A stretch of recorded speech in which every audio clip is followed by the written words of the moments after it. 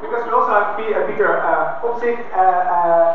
What do you see when it comes to the position of whistleblowers, comparing the 90s and maybe the position now? Do you see a start of the sun shining? And of course, we're going to discuss how we can improve it. That's the goal of this conference and why we have this panel.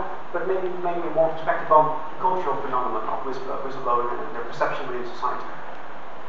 Well, the only question you should ask me. I've been involved in whistleblowing and definition since about 2007, 2008 when I started my research on it.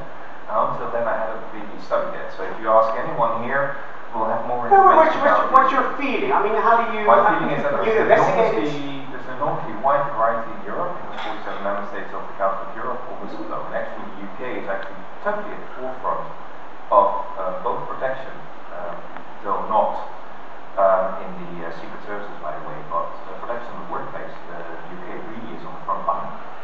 Slovenia, as an company, there are a number of other countries that are interesting. But to put it mildly, I'm now writing my second report, and I get mails on a weekly basis of the most horrendous stories. I mean, if only 5% of them is true, you have serious problems in a number of European countries. The Baltic states got quite a few cases now involving banking scandals, which are horrendous. And even in the Netherlands, it's not all fixed. I mean, if you look at what happens to whistleblowers, it's very clear that something is wrong. Usually the director gets out with a nice lump sum payment, and the whistleblower gets out with a nice firing letter. He doesn't end up worse being prosecuted. So there's quite a... I don't know what it was like to the 90s, but if the sun is shining now, then it must have really been near the North Pole. The darkness. Okay.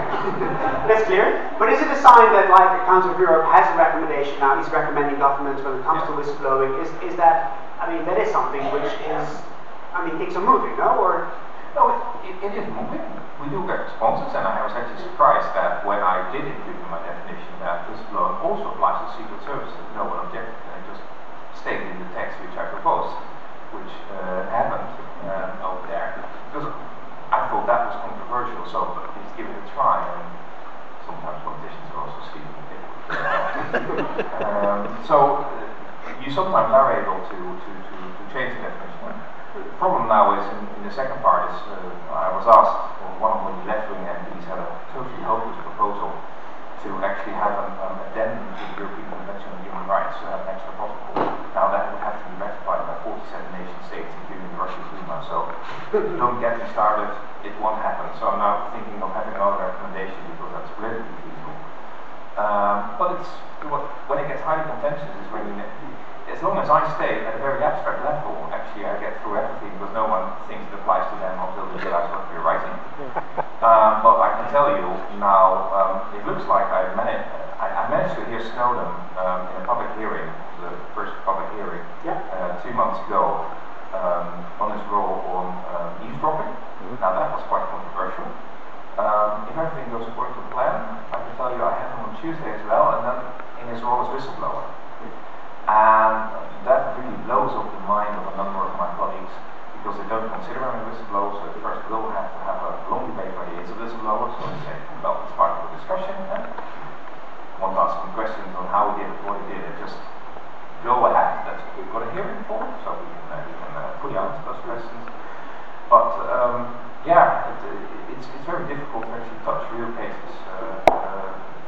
There's enormous pressure, political and otherwise on me. Not really. Let's go to business. First with you, and then, of course, I would like to also respond to the audience. What is for you a key issue when it comes to making the position of whistleblowers more strongly within society or within their position as whistleblowers? I mean, within the conference we have three strands. We have the law, we have technology, we have journalism. But if you had to pick, where is the challenge, where is the breakthrough possible you see in the coming years if we do our best at this conference and in future months, future years, when it comes to having their position strengthened? What is the key issue that you would like to raise during today, and we also get a response from